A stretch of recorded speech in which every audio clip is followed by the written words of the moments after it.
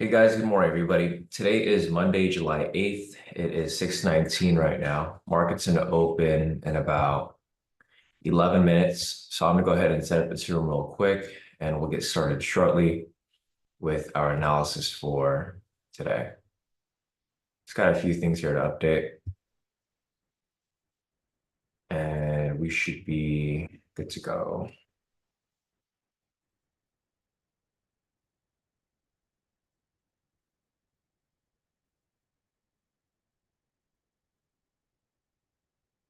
All right, one last thing here.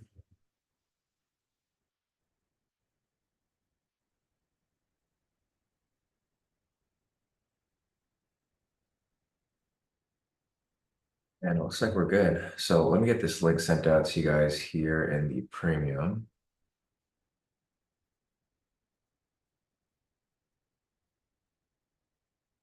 Right, getting this link sent out.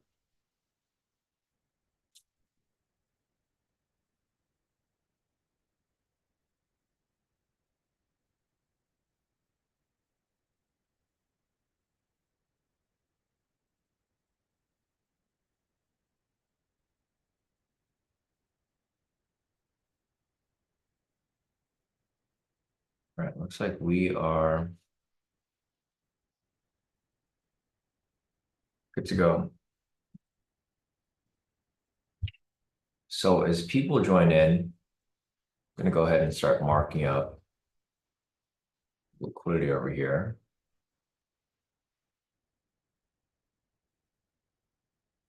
Zoom out real quick. Pop this out, this over here. All right, so let's start marking up liquidity over here.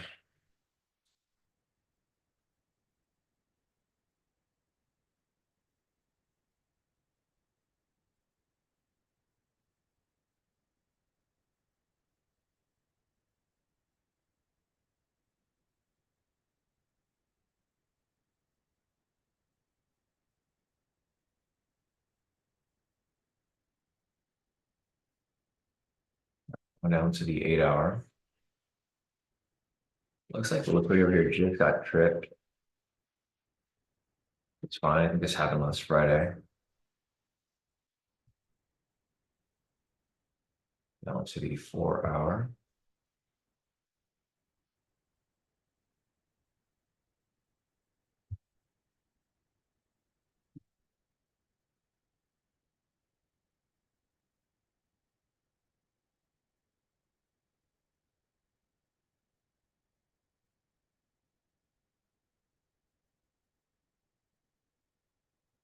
On down to the 2-hour.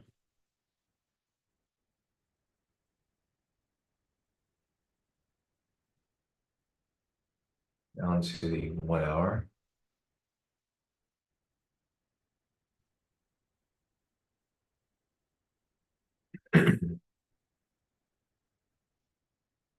Down to the 30-minute.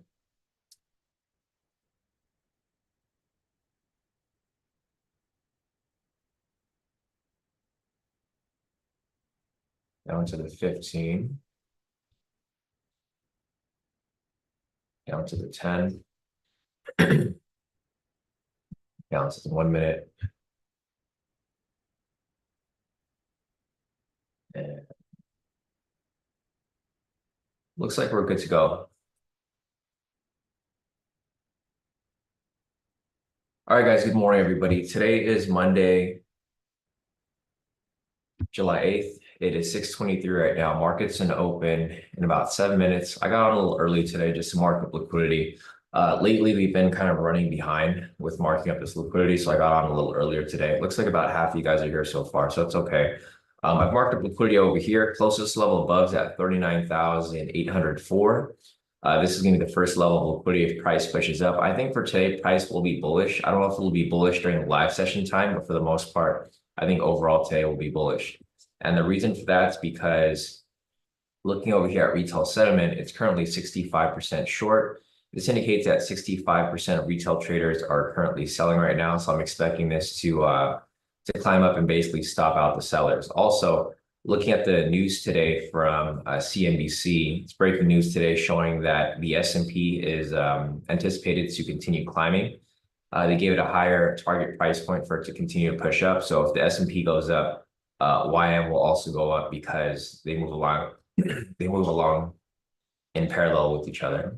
So we'll see what happens. I mean, those are just little things that I'm starting to see here as market opens up. Otherwise, there's not really much news for today. Looking over here at the calendar, we don't really have any news during the live session time. So we had news over here pre-market at 6 o'clock. It's not really high impact at all. I'll mark it up for you guys, but it's not something to really worry about or pay attention to.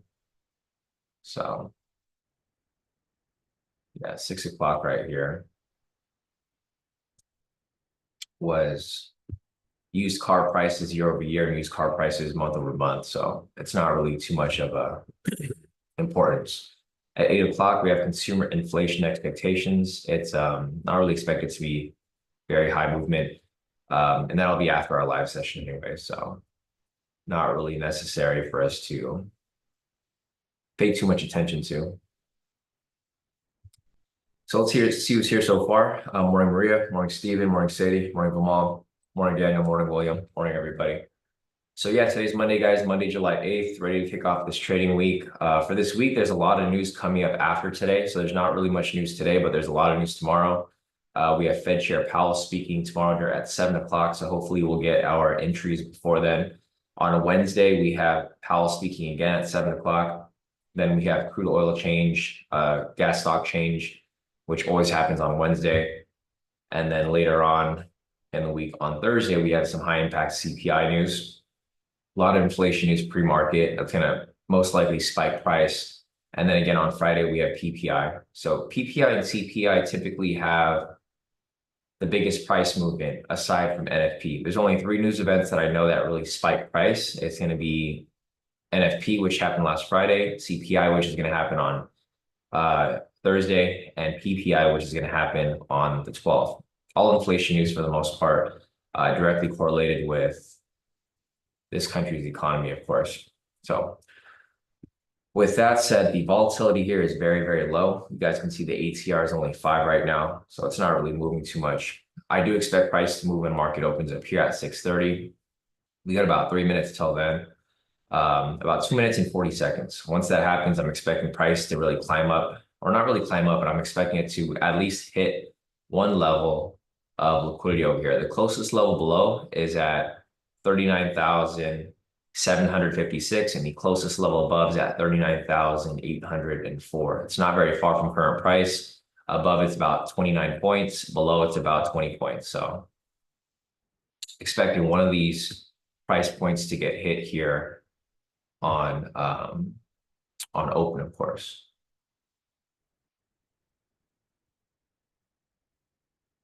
So, all right, I'll just put this up here so we know where prices or the targets are going to be at likely. So price drops below. The target price point that I'm expecting price to drop down to is hit liquidity here and push down to the sessions right here. That's probably where price is going to push to if price decides to come down lower. If price pushes up, it's probably going to blast through the liquidity up here and push up to this next level up here. So there's there's quite a bit of targets here for price to come and hit. So we'll see. We got 2 minutes till open.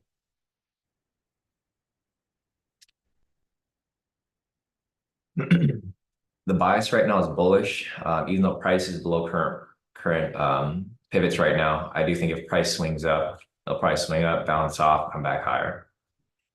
So that's where the current bias is. Right now it's turning neutral, but we'll see what happens here when market opens. We got about a minute left till market opens, and then we will go from there. Not really much news for today, so let's hope and try to get these entries in before 7 o'clock.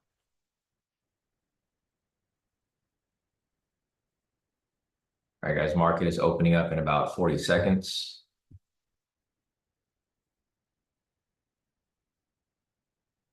Rashid is asking what's the level setting again. Level setting is at 50 points. So I have it set at every 50 points, then I have about 10 lines set up. So levels range is at 50. All right, guys, market is about to open in about 20 seconds. You guys can see the volatility here starting to pick up. Again, the first level of liquidity is going to be up here, and the lower level of liquidity is going to be down here. It's still pretty close. I think this top is going to get hit, though. So I'll see how the volatility is. If it's moving too crazy, I'll probably wait for it to smoothen out before I start looking for entries. But we'll have to take a look. Okay, so market is now open, guys. Here is the opening candle. Price is trying to push up to this first target right here, which is liquidity. First level of liquidity right there just got hit. Next target is going to be the next level of liquidity right here. There goes the next target. So you guys can see the first targets right here just got hit. 2 levels of liquidity. Next level is going to be the 850 mark right here. So if it continues to climb up higher, that's going to be the next level where price will likely push up to. There's no entries for us here yet, though. I'm looking for price to pull back and then bounce off the pivots here. There goes the third level. So first 3 levels here got hit. Liquidity, liquidity, the 850 level. Now the next level is going to be the 900 mark up here. Again, I'm not looking to take any entries yet. I'm waiting for some opportunities over here for price to pull back, bounce off structure, and come back up. So what I'm going to do here is I'm going to clean this up, remove the liquidity here so there's not too much markings on the chart. We'll continue climbing this up higher. Next target price point is going to be the 900 mark right here. If it decides to continue climbing up, for me, what I'm looking for here is I'm looking for price to pull back a little bit, provide some volatility, bounce off the pivot, and come right back up to that level, right? I don't have that yet. So I'll be waiting for that here to happen. You just got to be a little careful. Next target price point's the next level of liquidity up here. Price just hit that level right there. So a bunch of levels here just got hit, as you guys can see. This pretty much did what I was anticipating. So I mentioned price is probably going to be bullish today. It's going to knock out all the sellers. And that's exactly what happened here. The first 3 levels of liquidity got hit. The 800 level, 850 level, 900. Now the next level here is going to be this level of liquidity up here at 927. Again, there's no entries for me to take here yet. It's about to get hit. Just got hit right there. It's just a little too risky here. I think price is very overextended at this point. So if you guys have not got into any of these entries, I'd probably sit tight and just wait a little bit because it's just too far up at this point. Nice. Max got us 30 points done for the day in the first 2 minutes. Yeah, definitely. Nice work, Max. All right, guys. So I'm going to leave this level of liquidity right here just in case price pulls back, because if it does pull back, that's going to be the target for price to return to. Otherwise, if price comes back down, the target price point is going to be the opening price right here. So there weren't really any opportunities for me to enter here. There was an opportunity right here on this candle with this big wick, but again, I'm not looking to take anything up here yet. It's way too overextended at this point.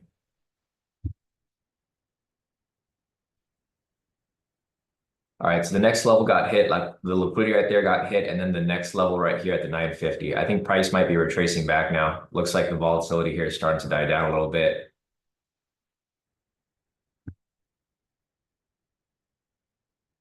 Yeah, so there goes price as it's hit the 950 mark. It's now retracing back down. I'm going to take off this liquidity, and I'm going to look for retracement and possible correction back up. So I'll be looking for price to come down a little bit, maybe bounce off the pivot and then come right back up, but I'm not going to take it right here yet. Or price might continue to climb up like it's already climbing right here. The next level is going to be the 40,000 mark actually, and liquidity up here. So pretty much all liquidity above is getting knocked out right now. I'm going to be looking for the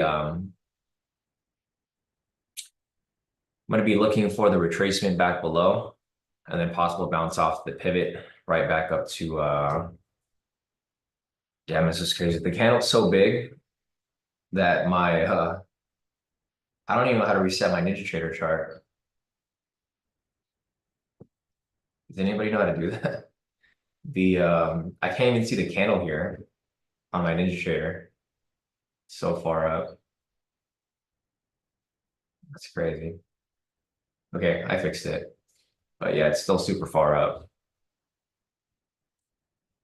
That's crazy how far of a push that went up to. Okay, so let's measure it from down here. So from opening price to here, price is pushed up almost 200 points. So pushed up so far that my Ninja Trader didn't even have, like I couldn't even see the candle on here. I need to figure out how to fix my charts on Ninja Trader. I don't know if anybody knows how to do that, how to reset your chart. Because for some reason it doesn't really, I have to like drag the I have to drag the price thing on the side, which is kind of annoying. It's not like this where I can do this, right? I can move around. It just stays at this, but if the candles go off the chart, can't really see anything. F, okay, thanks guys. Wait, I pushed F them all and it went to F on the corner of, okay, perfect. Thanks, Famal. Appreciate that. Yeah, I still got to figure out how to use NinjaTrader. I haven't really figured out how all the functions and how everything works yet. So once I actually figure out how all this stuff works, I will create a video, but I don't even know how stuff works on NinjaTrader. So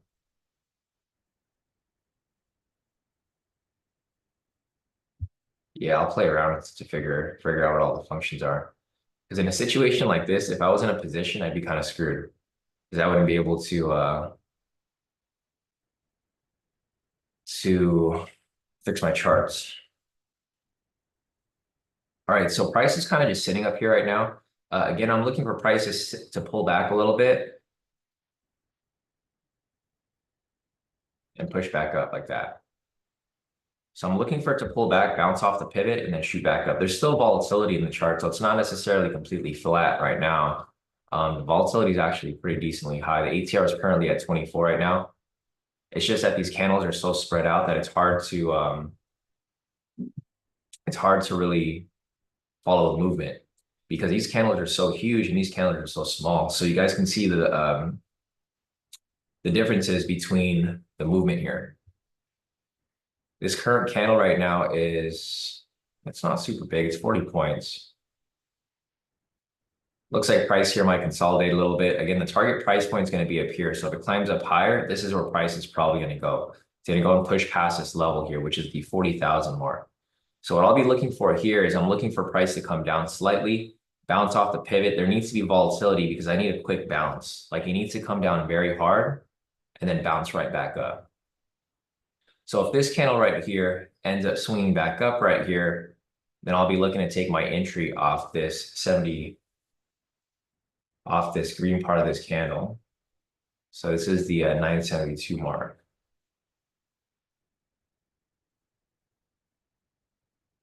I'm not looking to enter here yet. I'm looking for it to come back down a little further. So I'm not ready to get in here yet because I need it to come down and bounce off the pivot. Typically, I would take trades off the levels here, but it's very overextended, so I don't really feel comfortable taking this trade here, although it looks like this is probably going to hit. So I want it to pull back to the pivot right here and then shoot right back up. So again, it's still at the 978 mark right there. Not ready to enter it here yet.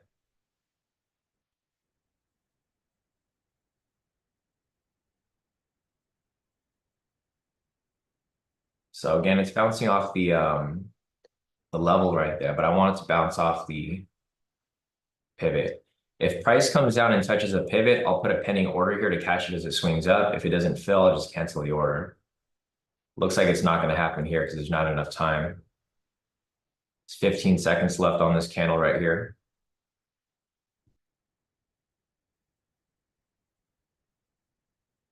Yeah, it's not going to bounce off it yet.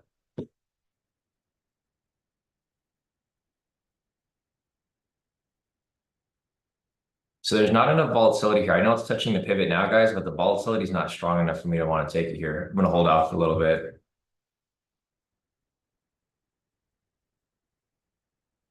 So this could have technically been an entry here, but again, I'm not going to take it yet because the volatility is not high enough. This is probably going to hit. I don't like the volatility here because the last thing I want to do is get into a position. And you can see right there, it did hit, but I don't think the volatility there was high enough. This candle would have been fine if it touched it, but this one over here was too small. I need a bigger wick on the bottom end.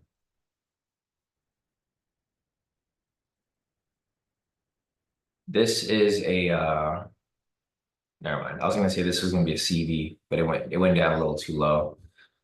So actually no CV there. Looks like price here is just gonna consolidate for a little bit, which is fine. There goes price attempts to climb its way back up. Again, if price comes down hard and bounces off the pivot and comes right back up, I'll be looking to take my entry here. So not yet. It needs to come down pretty hard. I don't want to bounce off the level. I want to bounce off the pivot here. So I want price to come down a little bit further. I'm still not ready to take this here yet. The thing that I'm most worried about is that the volatility here is kind of low.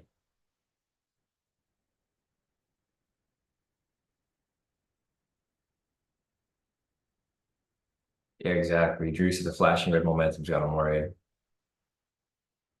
Yeah, I think I'm gonna keep away from this level of pivot right here, unless it's like a sharp drop. I'm probably gonna wait for it to come down to this blue level here, level 2. Or what I need is I need price to push back up again, push down heavy, and then come right back up. These candles here are getting a little too small. So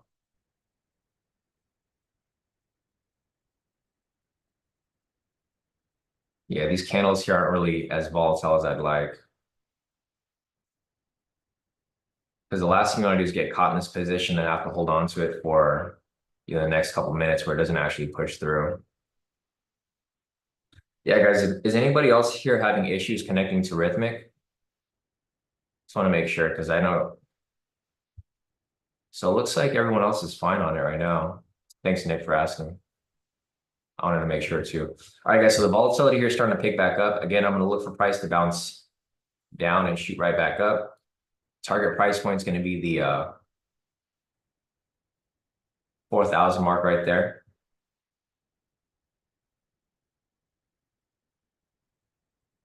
All right, I'm going to wait. This, I was hoping it was going to push up a little bit. I thought this candle here looked like it was going to push up. So what I'm looking for here is a decently push up, come back down, and then climb back up from there. Okay, price is now coming back down to this blue pivot. So if it comes down and touches the blue pivot right there and swings back up, I'll be looking to take entry right here at the 950, it looks like. Okay. So we got 25 seconds left. If this candle swings back up to green, I'll be taking this as an entry for a market flow. It's not looking like it's going to happen, but I'm going to follow right here to see if it does. Now we got 10 seconds left, unless it swings up at that last second. 5 seconds left, not going to happen. So no entry there. Yeah, the volatility here has kind of died down a little bit, guys. This would have been nice if this candle right here would have swung right back up, and I would have taken that for a buy. This right here is not really a good candle. The volatility is low, as you guys can see. I'm just going to sit tight for a little bit. It's 6:43 right now, so we still got a lot of time. The problem with this here is that there's no news coming up, so the volatility is not really good. There's no anticipated volatility. Like the market can kind of just go flat for a little bit, and then it may pick back up and start swinging. Like this candle right here is too small. I want a candle that's like this, where it pulls down super heavy, and then it shoots right back up. This one right here is just too small. Well, what might happen here is, your entry might get filled if you take something right here. And then what will happen is price will just go back and forth for like the next 5-10 minutes.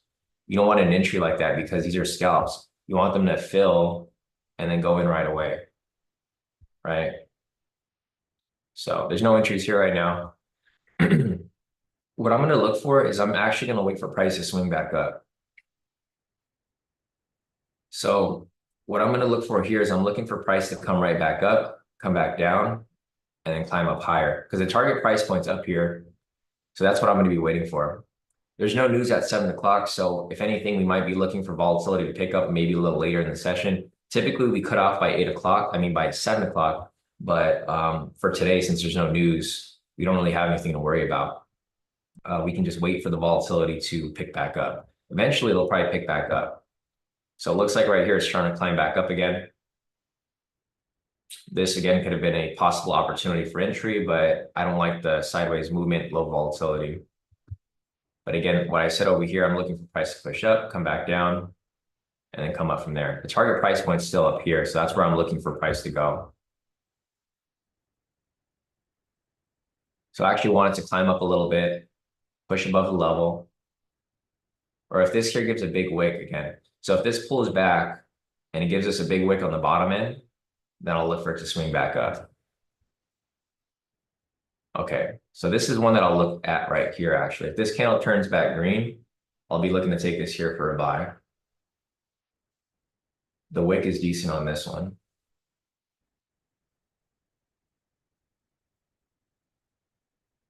So we got 20 seconds left. Just gonna wait for this to turn green. If it turns green, I'll hop in for a buy.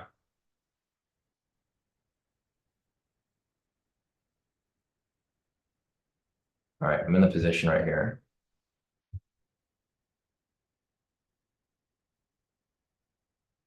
So I'm gonna follow it here. The volatility is a little low.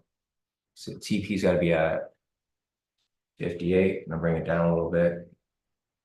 Order submitted.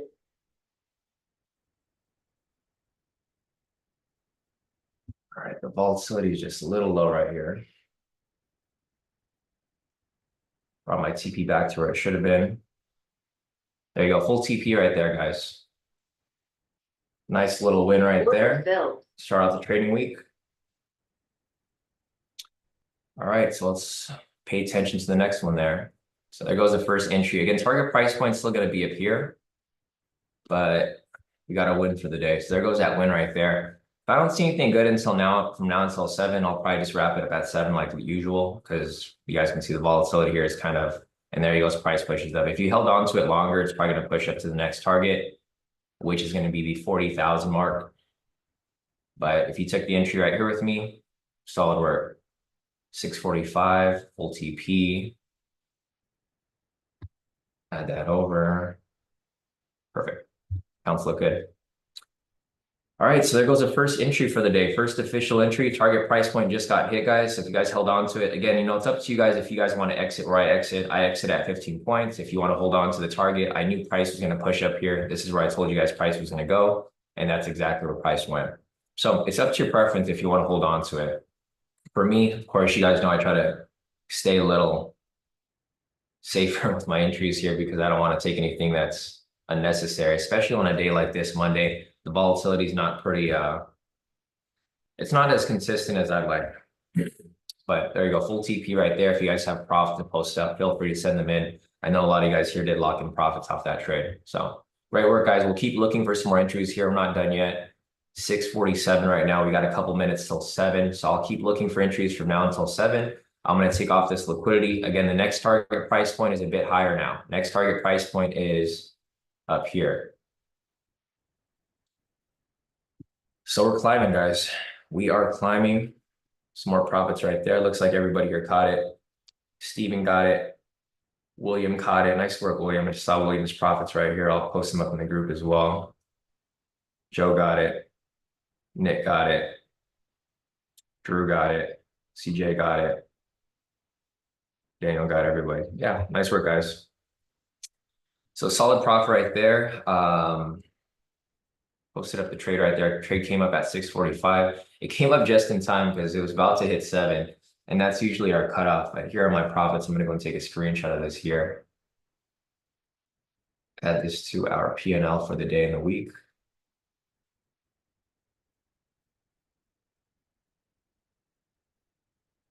That's what I forgot to do. There's a new Replicano update. I'll probably do that later today. It's not really necessary for me.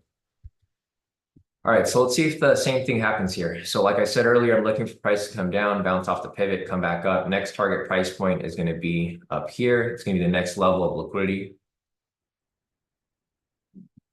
So the next target is going to be right here. It's going to be the level and the liquidity right here. Liquidity is at 40,034, and the next level is at 40,050.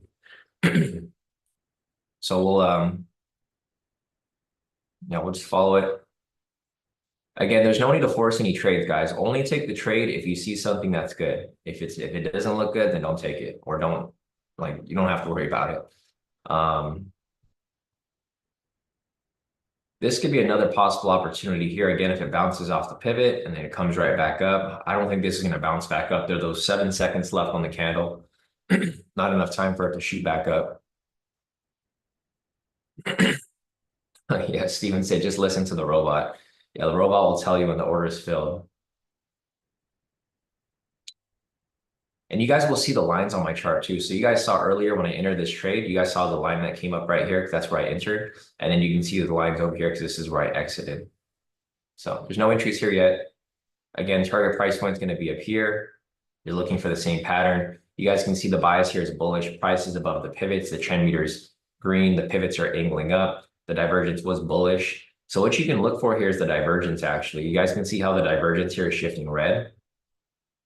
When this shifts back up green, it'll probably swing back up even higher.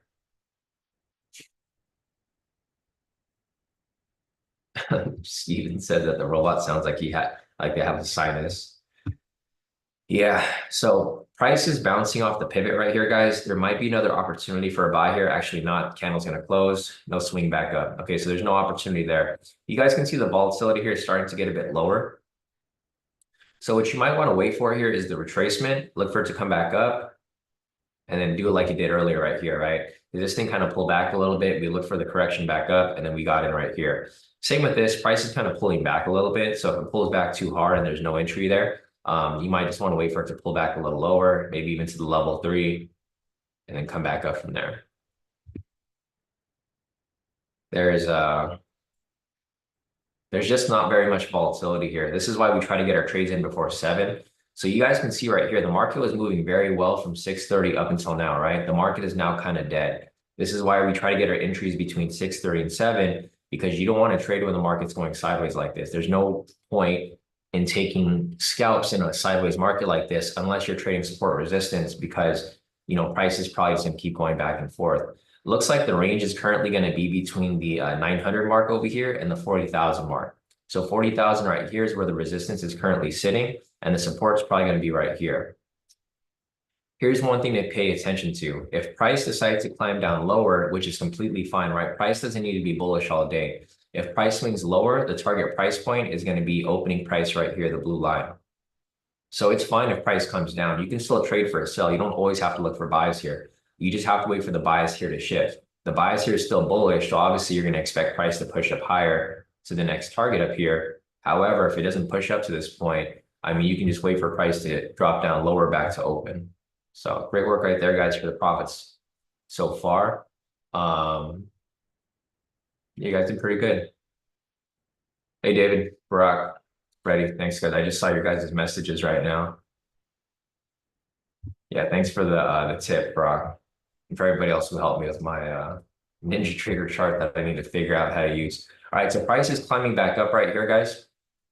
It's doing exactly what happened earlier right here for our earlier buy. So again, just wait for price to push up a little bit, look for it to come back down, bounce off the pivot, and then swing back up. The sell signal here is not necessarily a bad thing, but, you know, it was better over here because we had the buy signal. This is where you guys have to use all the tools in conjunction with each other, right? Like, for example, we took the bias here because we had the bias. On top of that, we had bullish momentum. So this was a good sign. The thing with this here, the good thing with this here is that you now have a pending momentum, right? There's a double body rejection right here. So this is a V1 variation. You could have taken this here for a buy if you wanted to.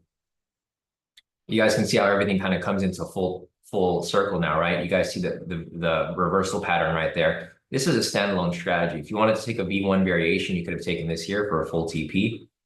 There's another strategy right there. If you guys are looking for a momentum pullback scalp, you can wait for that as well. You know, if you get the buy signal, let the price push up, come back down. It doesn't have to reject off anything, but it's going to be an MPS entry. Right here could be a pivot scalp entry. You guys are looking for that. And you guys can see this is why it's important that you guys understand the strategies. I know what I'm doing now, the market flow is a little more advanced, but if you guys understand all of the other strategies, you guys can anticipate for these moves here. So you have the V1 variation, that's a reversal pattern that confirms the continuation to the upside. Now you have a momentum scalp entry here, also a pivot scalp entry. This is pending right here. If this closes, it's probably gonna push up, and then you can look for another market flow entry down below. Or you can look for a breakout V3 continuation or an actual breakout V3, because there is a double body rejection right here. So there's a ton of entries here that can come up, guys. I mean, there's so many options. It just depends on which strategy you guys want to apply. For me, I'm trading a little more advanced with market flow entries, but the market flow goes hand in hand with all of the other strategies that I've taught you guys pretty much over the years. It's not something new. It's just a mixture of like everything we've done. So again, right here, prices come down quite a bit. So if this swings up, this can be a possible entry for a buy for market flow. I'll be looking for it, but I'm also looking at the timer here. So the thing with the market flow that you have to pay attention to is the timer, right? Because this timer will tell you if this will swing up or not. There's like about 20 seconds left on this candle here. It still has time to swing back up, but once it gets down to like the last 10 seconds, it's probably not going to swing up if it's too far below. Like right here, it's about 10 seconds now. Does not look like it's going to swing up at this point. Right, we have about 5 seconds left. I'm looking at the timer right here. 4, 3, 2, 1, no entry there. So it's really important. Like when you do market flow, you have to pay attention to a lot of things. You need to look at market structure, you need to look at direction, you need to look at bias. But the main thing to focus on here too is going to be the timer, because the timer is going to tell you the countdown for how long you have to enter your trade. And most of the time, it's probably not going to play through. So it's just something you got to pay attention to. So there's no BB3 here, unfortunately. It was an invalid signal. On top of that, there's just no bias. There's no green candle there, so no BB3. We're getting closer to 7 o'clock here. So here are my profits off that last trade, guys. You guys can see all of my Apex accounts up here, locked in 720. My personal account, I locked in 435. My other accounts right here, locked in 420, 360, 360, 360, and 180 down here. So those are all my accounts so far. I'll add them up a little later, unless we have some free time. We got some team profits over here from Drew. So Drew said quick Monday open push, dubbed to start off his PAs, and got his last 2 funded now. So Drew's got a total of 1, 2, 3, 4, 5, 6, 7, 8 funded accounts. For today, he locked in 2,000, 4,000, 6, 8, 10, well over 10,000 for the day. Nice work, Drew. All wins. We got Max over here as well. Max locked on the trades in the earlier open, locked in 1,200 per account. He has 4 accounts here, total profit of well over 4,000. Nice work, Max. We have Jonathan here. He locked in 480 per account. He has 1, 2, 3, 4, 5, 6 accounts. So he's got close to 3,000 for the day. Nice work, Jonathan. All right, guys, solid profit so far. If you guys have more profits post up, feel free to send them in. Looking at this candle right here, again, price is rejecting off the pivot. We have 5 seconds left on it. It's not looking like it's going to swing back up. Again, guys, there's no worries here. If price swings below, that's completely fine. You can start looking for some sells here. We are getting close to 7 o'clock, so I don't think I'm going to be looking for any more entries. You guys can see how the volatility here is starting to die down. Again, like I said earlier, it looks like the range is going to happen between these 2 levels right here. So I think this is kind of where price is likely to continue ranging from. It's going to range between the 40,000 mark right here and the 900 mark. So what I'm looking for here is I'm looking for price to push down and bounce off this 900. Because if it bounces off that 900 right here, you could just use this as the lower target first. This is going to be the lower target. If price bounces off the 900 mark, then that's how you know for sure price is going to be ranging between these 2 levels right here. So this is probably going to be the range. If price doesn't bounce off this, so there's 2 different scenarios that can happen here. Price will come down, bounce off the 900, and then range from here. That's one scenario. The other scenario is price can break below it and climb down to opening price. Again, target price point, if price breaks below, is going to be the opening price, this blue line right here.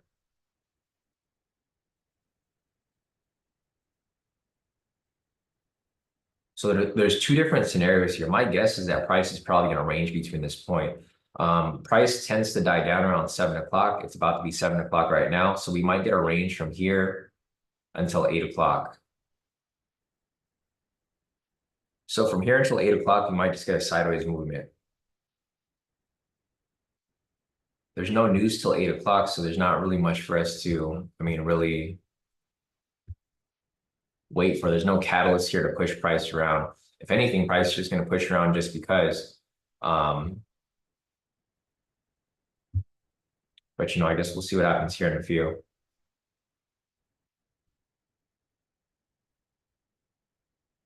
So again, the first target price point is going to be the 900 mark right here, 39,900. Until price gets to this point, there's not really going to be any scenarios, right? Because if anything, price will just go sideways this way. It'll just go sideways between these two levels. But until it comes down and touches this level, you'll know where price is likely to go. Because there's only two scenarios here that can play through. Bounce off or break below. Looks like the volatility here is picking back up a little bit. If this is the case, you might get some volatility up here. And another push back up for an attempt to reach the next level up here. So we're getting some volatility here. It's not very consistent. You guys can see the consistency with the candles. You'll see like maybe two big candles and then a bunch of small ones, then one big one, a bunch of small ones. You want something where it's consistent, where it's just consistently climbing, retrace, climbing, retrace, climbing. You don't want something where it's climbing and then it goes sideways and then it just stays flat for a while. Let's see. Okay. So other than that,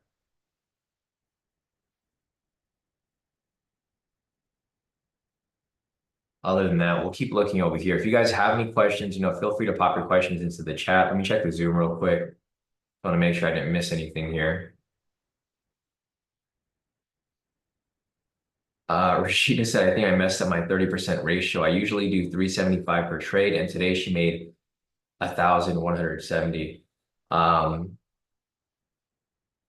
Sort of, yeah, you might have messed it up, Rashida. That's why I use fixed TP stop losses for mine. So again, guys, there's a 30% consistency rule with Apex. I know it sucks, but yeah, I think Rashida kind of messed it up because if you normally make like about 300 per trade, and then you make like over 1,000, I think over 1,000 might be okay. Yeah, you might be okay, Rashida. I'm not sure what actually you're kind of high.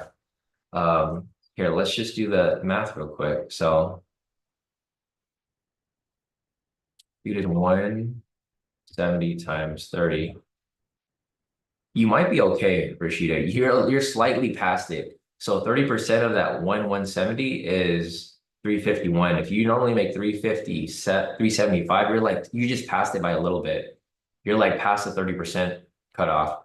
What I'd recommend is like for your next couple trades, go for a bit of a bigger profit. So try to go a little higher so it's going to balance out your ratio. So maybe go for 400 per trade or 450 because then it'll just push your ratio up higher. Yeah, because the 30% ratio is kind of they're definitely gonna dock you for that. You just got to keep making more profit until it so you might not be able to get the next payout, but the payout after that you'll be able to do it. You just have to even out the profits.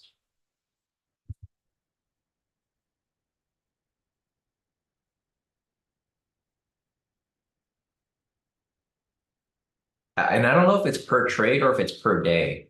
So I don't know if yeah, I'm not sure how it works, if it's like for the entire day P&L or if it's just for okay, it's per day. Okay, Max. Thanks, Max.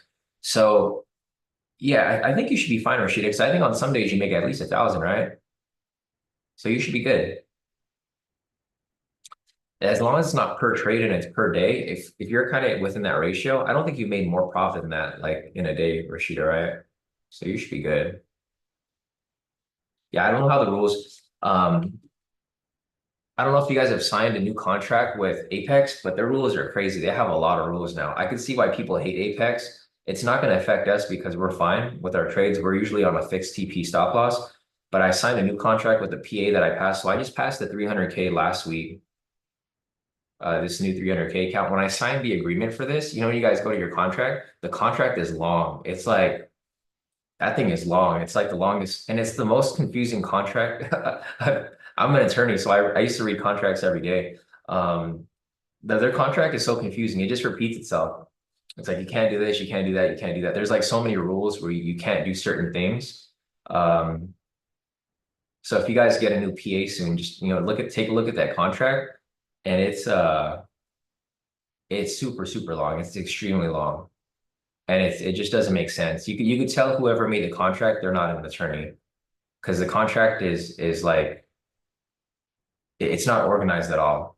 It says you can't do consistency, you can't do consistency, you can't do consistency, or you can't do DCA. Like they repeat it so many times that it's kind of like doesn't really make sense. But I mean, it's the rules. So you guys have to keep in mind. I have nothing against Apex.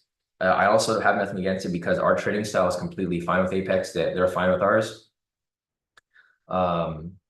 So for us, we're fine. But I know for other people who trade a certain way, it's going to be a problem. Especially if you don't have like a set TP stop loss. Like whenever I enter a trade, you guys see I have my set TP stop loss, right? Apex likes that. They're okay if you have a set TP stop loss. They're okay if you have a strategy. They're even happier if you record your trades. I record every single session, so shouldn't be a problem. But they do have a ton of rules, a lot of new rules too that I've never seen before. So if you guys have some free time, if I can get a copy, I'll get a copy and I'll send it to you, William. But I was surprised that like I remember when I first got funded with Apex, they didn't really have many rules, and the contract was super short. Now it's like I think it's like 4 pages or like 5 pages now.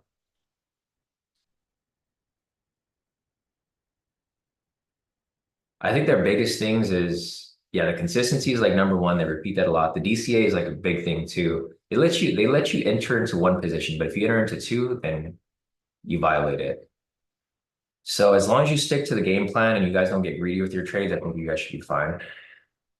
Because you can't have something like this. Like you can't have one trade where it's 15 points and you have one trade where you're like going for 100 points, right? This year is not going to fly. You gotta keep it consistent. As long as you have a fixed TP stop loss every time and a fixed contract size, and you're not changing contract sizes like one contract. The thing with Apex is that they're just trying to they don't want people to cheat, right? There's a lot of people who are trying to cheat the system, and that's why they have all these rules. Um, so if you guys have gotten paid out before, you guys know that you have to trade 10 days, right? What happens with a lot of people is they'll make a bunch of profit on one day, and then they'll take one contract to just pass the days. Apex doesn't like that, so you can't do that. Also, the thing that I did before where I used to stockpile accounts, you can't do that anymore either. So before they didn't care if you had like a bunch of evals or that were passed already and you just have them waiting to be funded. They don't allow that anymore. So I saw that's a new rule that I saw. So I'm not going to be stockpiling any more accounts. They never even announced it either. It's just in the contract. So I'll try to keep an eye out on the contracts. And if there's anything new that I see, I'll let you guys know. But Apex is fine. I have no problem with Apex. A lot of my profits that go into Apex go into my personal account anyways. So you guys will see my profits over here. I have personal accounts that I'm trading. So I mean, I'm fine. I'm basically locking in money from Apex and then I'll put them into my personal account and I'll just keep scaling my personal account so I can make a majority of my profit from there anyways. So that's like something that you guys have to keep in mind. These prop firms, they're good until they're not good, right? You guys can't put all your eggs in one basket and only like trade prop firms. Make your money from the prop firms, get your payouts, and then put that money into a personal account. Because these prop firms, they're just going to get more strict. If people keep cheating and trying to game the system, it's going to be harder and harder for you guys to use them, of course. Yeah, exactly. Max said, I think Apex has the most competitive pricing, literally can't beat it. Yeah, 40 bucks for a 300K account, guys. That's a no-brainer, right? There's no way. It's crazy. Yeah, and Rashida said she likes Top Step also. I do like Top Step. I think if I was to ever fall back to a different prop firm, it would be Top Step. The only problem with Top Step is that they don't give you as many accounts.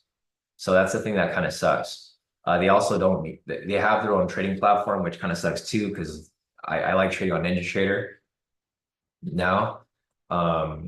So I mean, the only other prop firm that I would probably be okay with would be Top Step. That's the only other one.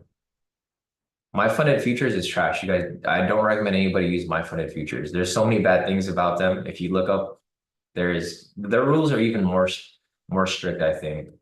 They don't like scalpers. So if you're trading if you trade our style on my funded futures, they're not going to pay you out, or they might pay you out, but they're going to give you shit for it. They don't like people scalping on my funded, which is dumb because futures is meant to be scalped. You know, these are high volatile assets, and that's how this is a trading style. Like scalping is a trading style for futures, but they don't really allow it. So if you guys are going to scalp, I don't recommend you guys use my funded futures. There's a ton of like information out there, also about like their CEO and stuff. It's just there's a lot of bad info out there. There's a new there's a new funding company, guys, that's directly funded. I mean, it's like you don't have to do an eval. It's like direct funding. I can't recommend them yet. I am looking into them. I'm going to use them for a while. And if they're good, then I will let you guys know. CJ said, I don't like any brokers with initials MF.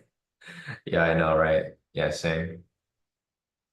Yeah, and Max said, I hate all of these new influencer prop firms. Yeah, I would be careful with all of those. The only prop firm that I know, which is probably never going to go anywhere, is going to be Top Step. Top Step was the one who basically started all this prop firm trading.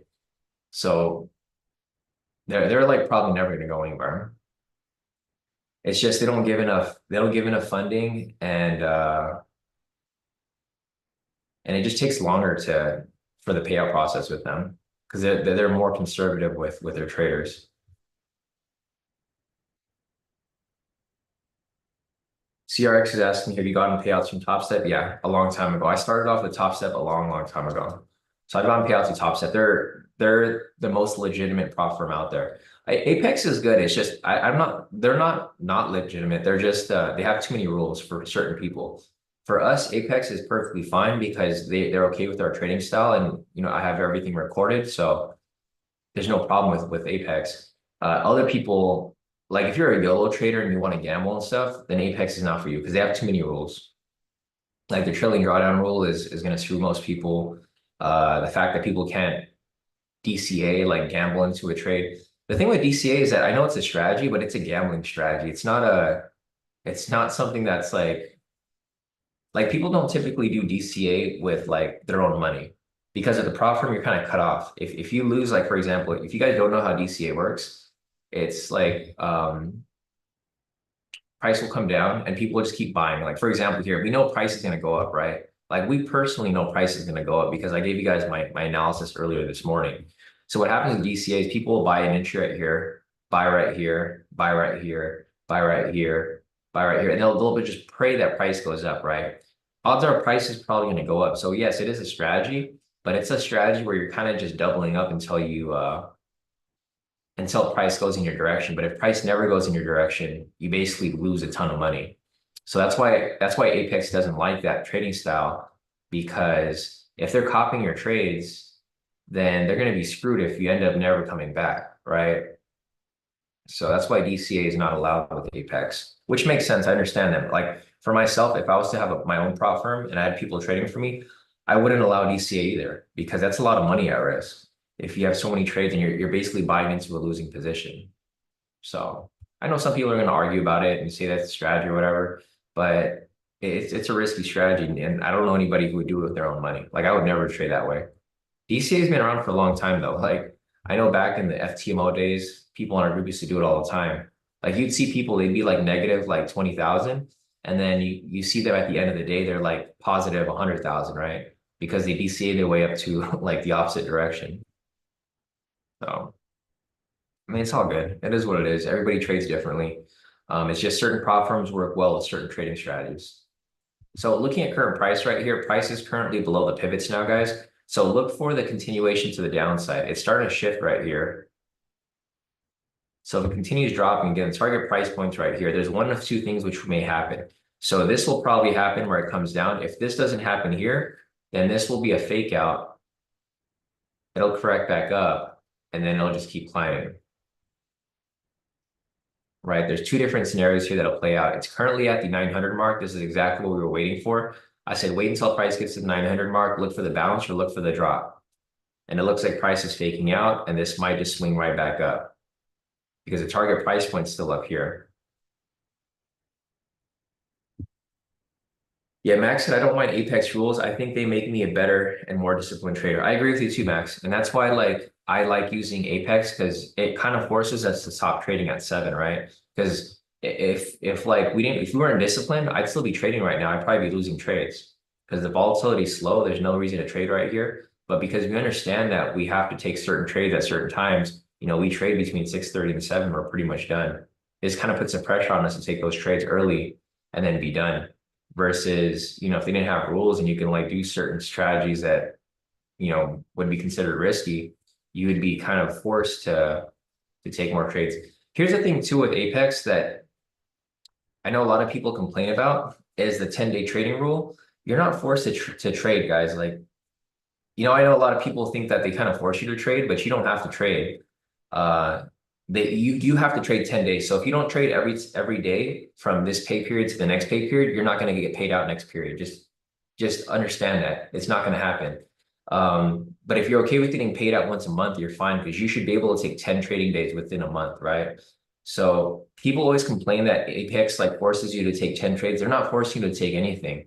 You're forcing yourself to trade. I know it makes people want to FOMO and you want to take these trades so that you can get paid out every 2 weeks, but it's unrealistic. So, just keep that in mind, guys. All these rules that Apex has, I think it makes you a better trader. I know it's made me a better trader for sure, because the trailing drawdown is almost impossible to survive, right? The trailing drawdown is crazy. When I first understood the trailing drawdown, everybody thought it was a scam, right? Because you can literally lose your account and be in profit. But once you're in a PA account, it doesn't really matter because your trailing drawdown is no longer there. It kind of disappears once you're in a profit. So yeah, I think the trailing drawdown rule makes you an even better trader because it forces you to allocate your risk properly. Because if not, you'd just be YOLOing every trade. And because you have to pay attention to the trailing drawdown, I set my risk to basically 5 days. So on my PA accounts, I have to lose 7 days to blow my PAs. On my evals, I have to lose 5 days to blow my accounts. And that will probably not happen because we never really have straight losing days unless we're on a crazy bender or something like that. All right, so price is still at the 900 level, guys. There hasn't been a direction set. Again, there's 2 different directions that can be set here. Either price will climb up, go up to this upper target, or price will come down and go back to open. So 2 different target price points here. Price is just sitting right here down at the 900 mark. I don't really recommend you guys trade until price. I'd probably wait for price to get above the 950 here. So when price gets above here, maybe start looking for some buys, and then vice versa. Price drops below the 850 right here, then start looking for some sells. But I wouldn't take any trades down this middle area right here because this is just going to be a consolidation range. So key price points to look out for, 950, and this down here, 850.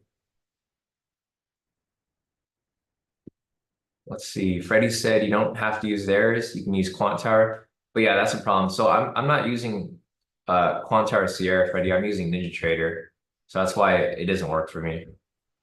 Because all my accounts are on NinjaTrader, and then when I start my hedge fund this year, it's going to be on NinjaTrader. So I have to do everything on NinjaTrader. I'm not willing to change platforms because my hedge fund is going to be more important than these prop firms. I make way more money trading my money and the hedge fund money versus trading with Top Step. So kind of pointless for me to switch over to them. But I mean, it would have been if I knew that from the start, I probably would have started off with Sierra and went from there. But I'm already with NinjaTrader. I already paid for a lifetime license with Ninja, so I'm gonna have to use Ninja. So it works. I mean, it's fine.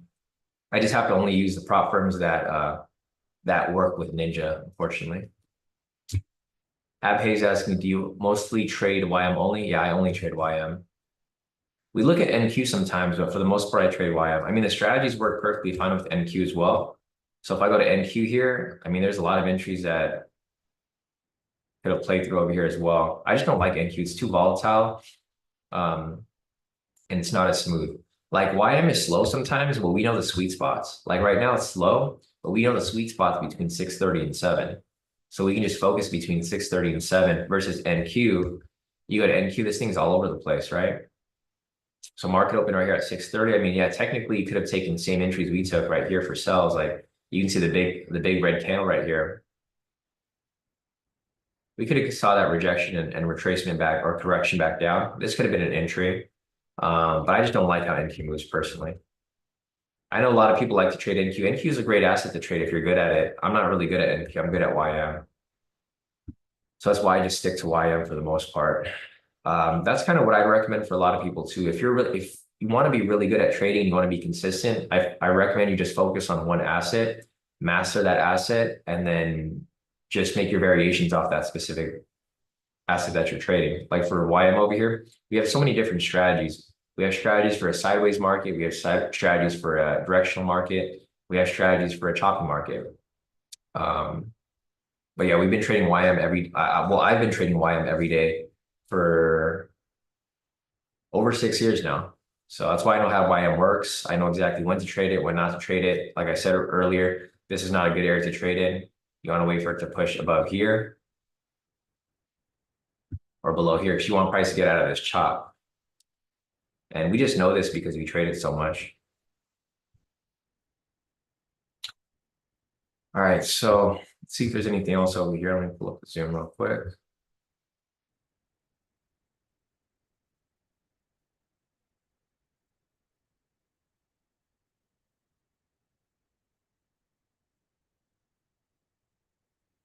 Yeah, Sadie said NQ is always on Red Bull, right? It's literally always on Red Bull. I agree. Let me pull up the chat. Okay, I'm just gonna make the chat bigger so I can see all this stuff here. I want to make sure I didn't miss any questions. CJ, so I saw CJ's question earlier. CJ's asking what broker to use for your personal account. I only use NinjaTrader. So all of my stuff is on NinjaTrader. My personal account's on Ninja. That's where my hedge fund's gonna run on Ninja. Everything's running on Ninja. Um, there's a lot of different other options out there, but Ninja is good because I already know how the copier works. I know how all the functions work.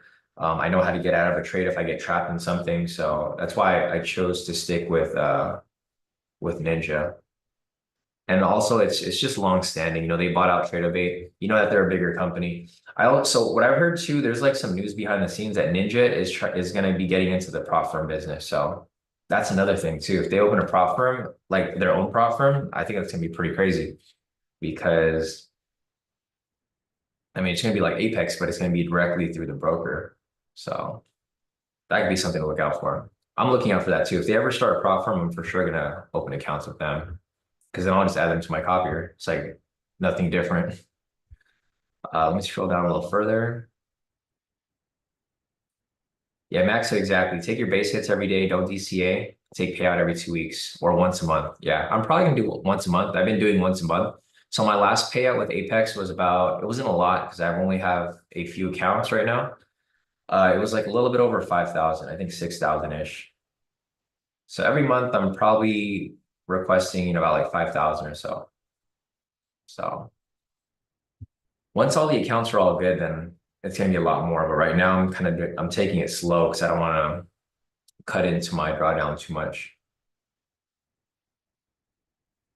Yeah, Max said you can also flip 20% of your trading days. I usually flip 1, 2 if my total P&L is over the profit goal. Yeah, you can do that too. You know, you can have 1 or 2 risky days per week and you can still be pretty solid.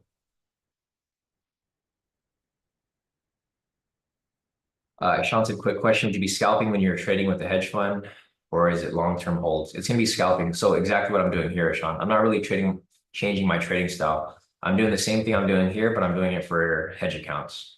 So nothing really different. I mean, this is my trading style. I can trade swing trading, but I don't really like to swing trade because I don't like to hold on to the position and then worry about news that happens like a little later, especially with the type of market that we're in now. When we used to trade forex and currencies a long time ago, there wasn't really that many news events. Now there's like news events every couple hours for the US. So it's a little different. Like I think swing trading is a little more difficult. Well, for me personally, but but I can do it. I mean, I have some swing accounts. So not for the, I'm not going to be trading that way for the hedge, but I do have swing accounts for my own personal. So my investment accounts are all swing accounts. I just buy and hold typically, hold them for a couple months, maybe a couple of years, and then I'll sell them off or I'll just collect dividends on them. So I do swing trade. I know how to swing trade and I do swing trade, but for the hedge fund specifically, I'm going to be trading the same way that we've been trading. There's nothing different. The way that it's going to work is it's basically, it's basically like I'm just going to be copying accounts. So the way that the hedge fund works is I'll be doing the same thing I'm doing. So for example, you guys see my accounts right here, right? So I'm just going to be adding other people's accounts to my copier. That's how the hedge fund is going to work, really. Like right now, I have like maybe 25 accounts here. You're probably going to see like 100 accounts here, or 200 accounts, or 300 accounts. You know how many people I have under my hedge. And I'm just going to be copying the trades. So like whatever my trades do, everybody, like if I make profit for the day, everybody's going to make profit for the day. And it kind of just takes all the work out of everybody else. So, and then depending on your account size, obviously I'll kind of discuss with you what type of risk, but it'll be useful for everybody. And it's useful for me because I will make profit, everybody else will make profit. I take a percentage and then we're all happy, right? That's the main goal of it. But yeah, no, Sadie said, yeah, please keep the Zoom education on for us. Yeah, no, for sure. So what's going to happen when the hedge fund opens up is that I'll continue to trade with you guys here live, but the Zoom's going to be closed for new people. So everybody who's here already, as long as you guys have an active account, you guys have not canceled, you guys will still have access. So you'll keep trading with me live every day, but everything else will come down. So the YouTube will come down because obviously when I'm trading the hedge, I'm not going to be trading for the public anymore. I don't want people to know what I'm doing. So if you guys are a part of the premium, you guys have no worries. I'll still be trading live with you guys every single day, like we're doing now. It's not going to be open to the public because obviously I don't want to be sharing what I'm doing with everybody out there because I'm going to be trading hedge accounts. So I make more money. I'm going to be making all my money from just trading. I don't have to sell anything to anybody because I'm going to make so much from just trading from everybody's percentage. So yeah, you guys are fine. You guys don't have to worry. If you guys are here in the Zoom, nothing is going to change. It's just everything else from the public. Like the YouTube channel is probably going to close down because obviously I don't want to be sharing this. I don't want other people doing what we're doing, right? Like there's so much money here from what we're doing, and we're not even like we're like a small portion of the market, right? We only trade between 6:30 and 7. So like if we can just keep getting our little base hits here, like Max said, then I'm happy with that. Because you guys can see how our profits here, like our profits here are consistent every day, like $1,000 right there per account. Accounts from last week, right? Like if you just stay consistent and you just keep locking in profits every single day, like of course we're gonna have some red days like this. This was a red day because of the fees. It was a break-even day. But you guys will see, like if you guys can be consistent, lock in, a couple $100, couple $1,000 per day. I mean, I'm pretty sure everybody here will be happy, right? And if I could do that for everybody as well, even better. So yeah, I mean, if you guys aren't part of the premium yet, it's still available to you guys. But once the hedge fund opens, it's just going to be closed off because we just don't want random people knowing what I'm doing or having access to the tools. Because you guys can see how powerful the tools are here. Here, let me see. I'm gonna scroll up real quick. So let's see, CRX said that's awesome. So I ended up buying a new TraderVate account and got it activated instantly. I'm live now on NinjaTrader. Any tips what I should do with the Rhythmic account? So I would try to what I would do is I would get in touch with their customer support. If they can get it fixed, CRX, get it fixed, and then I would try to just YOLO the account, try to pass that Rhythmic account right away. And then I think when you transfer over to a PA account, you can ask them to convert it to a TraderVate. So that's like something that you could do. Well, I don't know if they still do it. I know that they did that before. And I think that's something that I think I actually did that.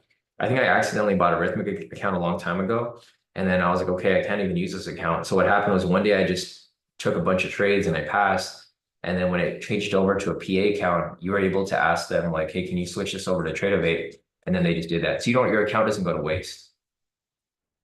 I mean, either way, it's $40, right? So it's not a big deal for however you paid for the account. But that's like one thing that you can do to maybe get it funded and then have them, because what happens when you get a PA account is they give you a brand new account.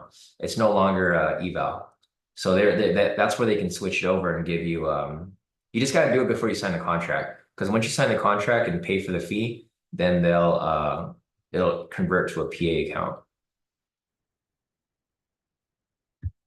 Let's see, CJ is asking, would you say 5,000 is enough for me to trade YM on a personal account? I think 5,000 is a bare minimum, CJ, unfortunately. I mean, you can trade micros, but you probably won't be able to trade YM. So you might be able to trade MYM. I know 5,000 is like, you can still trade on 5,000, don't get me wrong, but I think you might be cutting into the margin and you don't want to get a margin call. I think 5,000 is like the bare minimum. If you go below 3,000, like say you just lose a couple of trades and you go below 3,000, then you might get margin called out. So for me, I think 10,000 is the sweet spot. Like if you have 10,000 in the account, you're going to be pretty smooth. 5,000 is going to be like the very bare minimum, but it works. I've traded on 5,000 before. When I first opened my NinjaTrader account, I had 5,000 in there because I was worried that I'd blow it right away because I didn't know how to use the platform. But I was able to use it and it let me execute the trades with no problem. So you could trade 5,000, but I think 10,000 would be a better, just to have that cushion so you don't get margin called out. CRX said, what will be the minimum? So I don't really have a minimum in mind yet for the hedge fund. Again, like I said with CJ, I think 10,000 will probably be a good sweet spot. Like that's how much you would have to have in the account because you want to be able to have enough capital so that you don't get margin called. That's the real thing. It's like you don't need a lot of like the money will just sit there. It's not necessarily going to be used, but you need to have enough capital to cover margin. So you can probably go with less, but if you want to make a decent amount of money, like for example, if you want to make the most I'll risk for your account, if I'm trading your account as a hedge, would be 10%. So if you want to make 10,000, or if you want to make 1,000 a day, or around 1,000 a day, then you would have to have at least 10,000 in the account. I won't risk more than 10% for a hedge account because I don't want you guys to blow your account like within a week or so. Not that it'll happen, but I don't want that to happen or even be a situation where that could happen. Guys, so I know we're kind of talking off topic, but there's still no price push below the 850 right here. Again, like I said, don't take any trades until price breaks below the 850, or don't take any trades until price breaks above the 950 up here. So I'm still looking at the charts. I know we're talking about other stuff, but price has not broken past this area here. I mean, what might happen here is price might bounce off and then pull back into the range. The current range right now is between these two levels. So it's doing exactly what we anticipated. If you guys remember, like about an hour ago over here, I said price is probably just going to range here until 8 o'clock. And that's like literally what's happening right here. Price is just ranging. So I just wait for it to kind of, pull below. Let's see, you're also considering you'll be doing your own firm. I won't be surprised if you were cornered and only reliable platform will be, let's see. Well, I mean, NinjaTrader is a US broker and they are regulated and they own Tradeovate. So I think NinjaTrader is pretty solid overall for the most part. They've been around for a while. They bought Tradeovate a couple of years ago. So I think they're pretty, I mean, there's other brokers out there, of course, but I think for now, I think NinjaTrader is going to be fine for me to use with the fund. I mean, of course, I'm going to get offers from different brokers, but I'm of course, I'm only going to be using regulated brokers. So I think Ninja is going to be my main option for now. And we'll see. Things might change. Steven said, I'll give you tips in addition to commission you make. How would we send you tips? Yeah, we'll figure out, Steven. But yeah, I think at some point, yeah, trading for you within the hedge fund will probably be your best option, Steven. For consistency, of course. I know you can always trade your own account, but to just have consistency and for me to trade for you, it'll be beneficial because you don't have to worry about taking the trades. You just watch your account go up. You just pull up your account and look at your P&L for the day. And then usually by 7 o'clock, I'll be done trading. So you'll know exactly how you do for the day.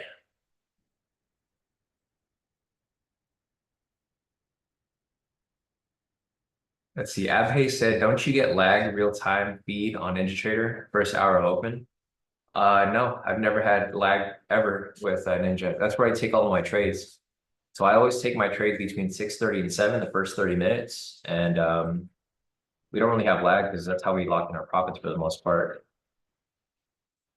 You might be using, so I think the reason you might be having the lag data, Abhay, is because you're not paying for the data. You have to pay for the data. So you might not be paying for it. You have delayed feed. Like for me, I paid for a lifetime license with Ninja. I'm also paying for the data. So I'm paying like quite a bit for the real-time data. And that's I mean that's the only thing I can think of why you have a delayed feed.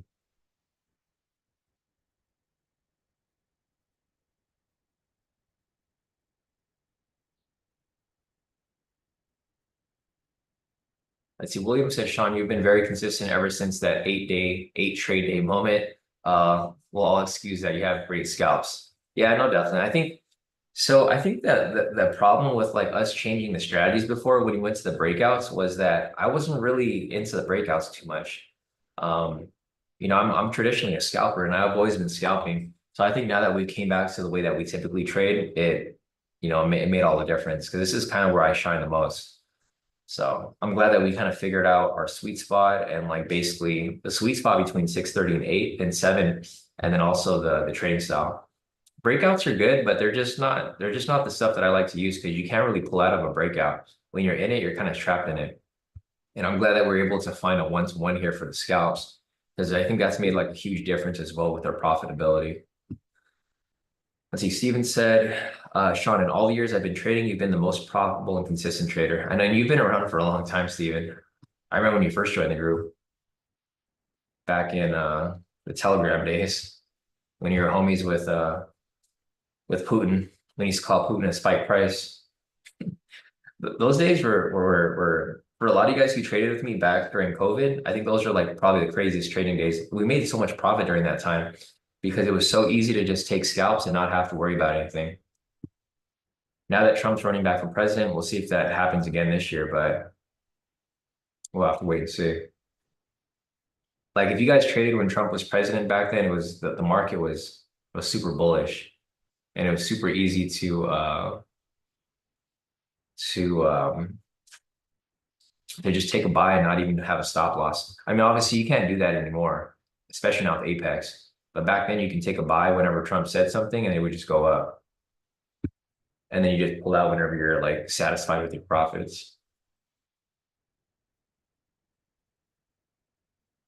Yeah, CJ said, right, back then pivot scalps were king. Yeah, you could literally take every pivot scalp and it would shoot up. As long as you held on to it long enough, you'd be good. All right, guys, so looking at current price right here, you guys can see price again had trouble getting past the 850. Like I said earlier, this is probably what was going to happen. It's probably going to bounce off here and just go back into the range. So I'm not expecting too much to happen here between now until 8 o'clock. Again, if you guys have questions, feel free to put your questions in the chat. This is a good time for you to ask any questions you guys have, which I can help with, because there's nothing here to take. The volatility is too low. The ATR is currently at 15 right now, and it's getting lower and lower by the minute. So we'll keep looking for opportunities here, but I'm not really expecting much to happen from now until 8 o'clock. So we might wrap this up in the next, I don't know, 10 minutes or so.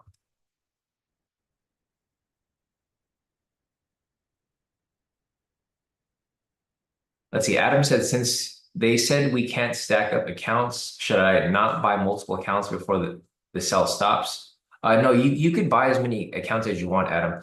What I mean by stacking accounts is you can't have a bunch of funded accounts, like accounts that are already passed, and then have a bunch that are just sitting there that are passed too. Because you can only have like 20 passed accounts at a time, Adam. So like, yeah, you could stack up accounts. You could just have 20 though. So if you're going to buy accounts, only buy 20 of them, like 20 total, because that's how many funded accounts you can have. So sorry, I think it was a little confusing what I mentioned earlier. So you can have 20 funded accounts, but you can't have, like what I used to do before is I would have 20 funded accounts and then have 20 accounts that are already passed. So if I lose a funded account, they'll just get transferred over to funded right away. They don't like that because they don't want you to, it's called stockpiling. That's what they call it in the contract. They said you can't stockpile accounts, like basically eval accounts that are already funded. I don't think they thought ahead when they made these accounts $40 because they're $40, right? So you can buy like 20 accounts and just have them sitting. And I don't think they thought too far ahead that like people are gonna stockpile, like buy like 100 accounts and just let them sit there. Because then it messes up their like they probably have so many accounts that are just sitting there and they're just idle. And it's messing with their account system. Let's see, Sadie's asking, Powell isn't speaking today. I don't think he's speaking today. I know he's speaking tomorrow, Sadie. So let me check Forex Factory. Let's just refresh it. So I don't see him speaking today. He is speaking tomorrow, though. So tomorrow morning at 7 o'clock, he's speaking. He's going to be speaking with Treasury Secretary Yellen, and then he's speaking again on Wednesday. So Tuesday, Wednesday, he's speaking. Thursday, we have CPI, and then Friday, we have PPI. But I don't think he's speaking today. I don't see anything on the calendar. I thought I saw somebody post something about it, though, right? But I don't see it on the calendar today. So I guess not. All right, guys, so price isn't really doing anything. Let me go over here and I'm going to add up my profits real quick. Let's go over here to the team profits. We got more profits from David. So David locked in 90 for the day. Nice work, David. All wins. We have Lamal total profit of 1,600. All wins across his accounts. Great work, Lamal. And let me add up my profits for the day. Yeah, you're fine, Sadie. I thought the same thing. That's why I was kind of wondering if he was going to talk or something, but guess not. Okay, so let's see. I got how many accounts over here with 720? 1, 2, 3, 4, 5, 6, 7, 8, 10, 11, 12, 13, 14, 15, 16, 17, 18, 19. Wait. Okay, there you go. I forgot because I already have one funded account. So 720 times 19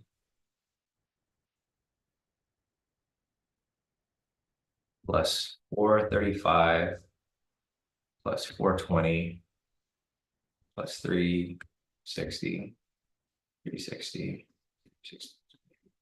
Okay, so for the day so far, I have locked in 15,795. That's for the day and for the week so far. 1,795 for the day. And for the week, same thing.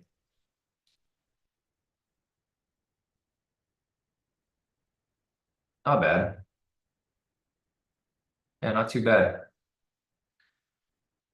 There could have been more. I mean, looking at the trades from earlier this morning, obviously there could have been more if we chased this over here, this bullish push, like the first couple minutes, but we didn't get that setup that I was looking for. So I'm glad that we kind of waited. Entry happened right here, actually, when we took. We could have taken a bunch of entries here, actually. So there's another one right here. Like there was a lot of entries that could have been taken, but I was playing a little conservative because today was Monday. So I entered right here. And that's a trade I took, of course. But I'm happy with my profits. 15,000 to start off the week is not bad. I think any green for a Monday is good. This starts off the week strong so that you have the confidence to trade within the next couple of days, especially coming back from a holiday week. Today was anticipated to be pretty tricky. So I think it's pretty good. If you guys have more profits to post up, feel free to send them in. Again, like I said, posting your profits are going to build your confidence. So even if you made even a little bit of profit, if you just post it up in the group, it's going to make you feel confident about taking more trades tomorrow. Otherwise, you're just going to be scared, right? You don't want to be trading scared because in that situation, you're just not going to want to take anything, especially tomorrow because Powell's speaking. So again, guys, just a reminder, tomorrow we have news pre-market. It's like some low impact news. Then we have Fed Bar speaking at 6:15 pre-market. And then we have Fed Chair Powell speaking at 7. So I think again tomorrow we gotta make a move pretty quick after market open between 6:30 and 7 because once 7 hits, Powell's going to be speaking and it's going to mess up the market a little bit. It's going to be very tricky looking for entries when Powell starts to speak. So yeah, the market here is doing exactly what I anticipated earlier. I said price is probably going to consolidate around here, and that's exactly what's happening. So there's nothing happening over here, guys. Let's go to the clean chart. So this is our clean chart right here.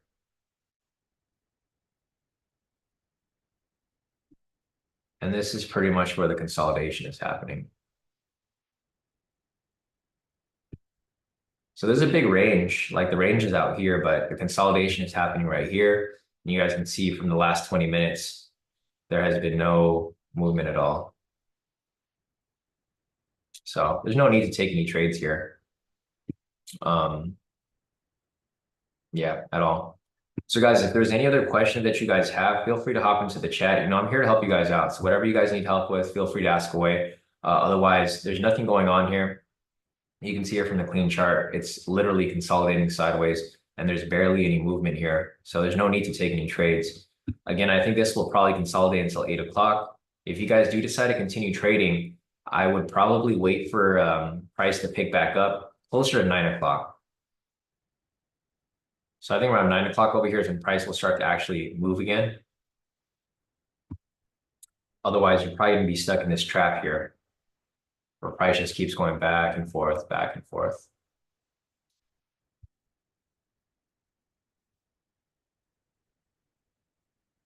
Let's see.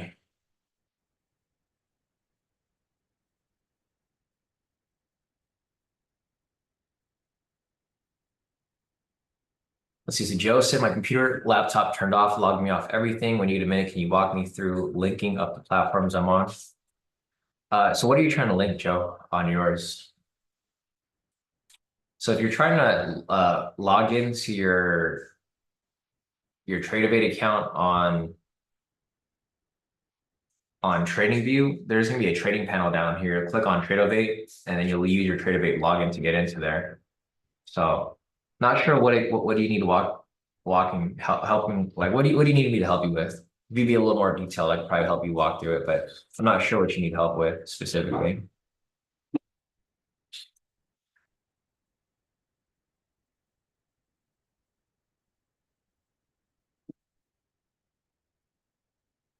Tanisha's asking, is it possible to make a video for market flow strat? You can watch that on the previous mentoring session. So we covered that on the last mentoring session. I don't think I'm going to be making any videos specifically for market flow because you can't really teach market flow on the on like a replay chart because you have to see the actual candles moving. So the best way to understand the market flow entries are to watch the live sessions. But the previous mentoring session, so if you go to the YouTube channel, let me just pull it up for you real quick. So if you go to the YouTube channel, youtube.com/Kodi Kai trades, go to the mentoring session from last week. So if you go to live over here, it's going to be this one from June 28th. This is where we kind of covered it in detail, but you're not really going to see, like, you can't really do it back in time. You'll see how I explained it in there, but the last mentoring session pretty much explained exactly how it's done, but you have to do it live because you can't see how these candles are moving. Like, for example, I can show you that the entry happened right here, but you can't really see that the movement that we saw during the live session, right? Because during the live session, we saw price come down, and I said if price swings back up green, then you can take it, but you can't do that in the replay. So you'd have to see it done live to actually understand how it's moving, because you got to see the volatility and you got to see how it's actually moving down and then moving right back up. Yeah, like CJ said, the last mentoring session and all of last week's live sessions, it's best to watch them multiple times. Yeah, that's probably the best way to do it. Once you understand how it's applied, it becomes easier because there's no set requirements for it. Like you're not waiting for a candle to close. You're not looking for anything specific. You're just looking for bias and then you're looking for the price action. And the price action is very subjective. So you have to actually see it done live to understand like when the entry actually happens, because it happens mid-candle.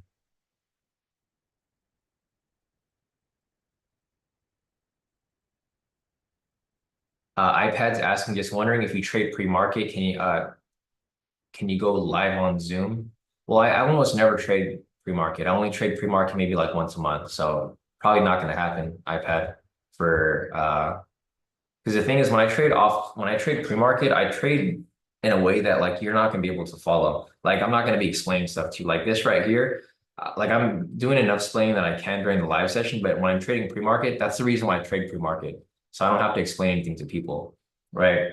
Like when I'm trading there, I'm looking to pass the evals like right away. So there's no way that you'd be able to follow it. Like you'd see what I'm doing, you'd see all the entries come up on the chart, but it's happening so fast that you wouldn't be able to. Like, for example, over here, I could have taken a bunch of these entries, but I was too busy kind of worried to not give you guys bad entries that I didn't take them here, right? But if I didn't have this live session going on, I would have taken all these entries right here. I would have caught the bounce down, shot up. There's like 4 entries here that came up. Actually, there's more. There's 1, 2, 3, 4, maybe like 5 entries. So 5 entries total right here is what I would have taken. So I'm probably never going to go live pre-market because it's too fast. And the last thing I want for you guys to do is follow me into a trade that you guys are not familiar with or that you guys aren't able to follow quickly enough and then end up making mistakes and blowing your account, right?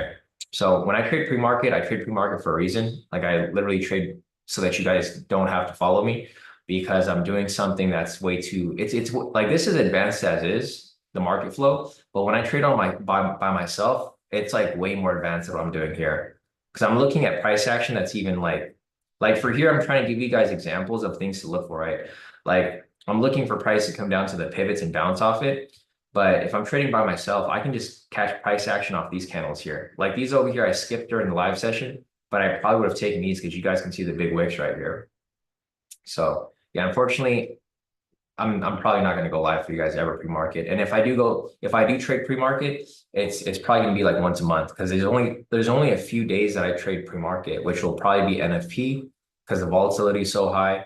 And then a couple other news events like PPI and CPI. But those are the only days that I'll probably even maybe think to trade pre-market.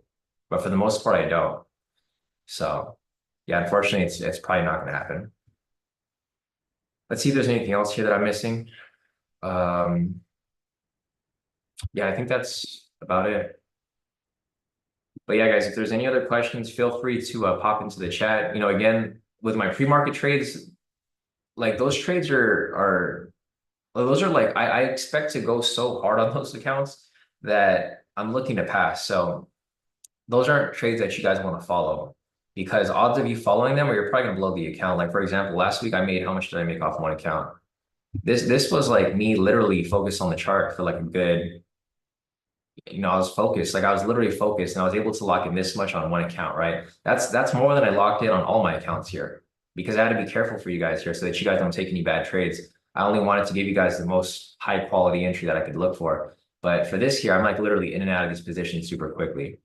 So you guys can see I can do a lot like by myself, but because I'm like looking out for you guys here, I have to kind of tone it down a little bit. Because then I'll get a bunch of questions like, hey, can you explain how you did that? Can you explain how you did this? And I'm not going to waste my time to go over there and explain how every little price action works. Because a lot of stuff that I see on the charts, a lot of people can't see. That's why I'm like able to do a lot of this stuff. And I need to use these tools here to show you guys what to look for. But when I'm in the zone, I'm not really looking at this stuff here. I'm just like looking for my price action and I'm looking at my bias and I'm just entering trades very quickly. So yeah, sometimes, you just got to trade by yourself to kind of get the outcome that you're looking for, but it's not enough. It's not going to be enough. I'm not going to have enough time to kind of explain it to everybody, like what I'm doing. And you guys already know I'm going to get a ton of questions if I trade like that on these live sessions. So, all right, guys, I think that's it for the day. If you guys have more profits to post up, feel free to send them in. Otherwise, we had one official trade for the day, which was the market flow here. I know a lot of you guys took other entries. That's how you guys see other people here with more profits because like Max over here, he took all of his trades before our official entry. He locked in 4,000 and then Drew over here as well. He said quick Monday open dub.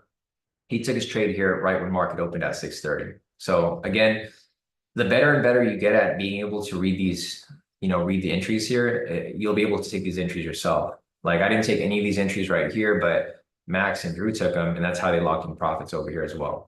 Same with Jonathan, because you guys can see their profits. They posted their profits before I even took the entry over here.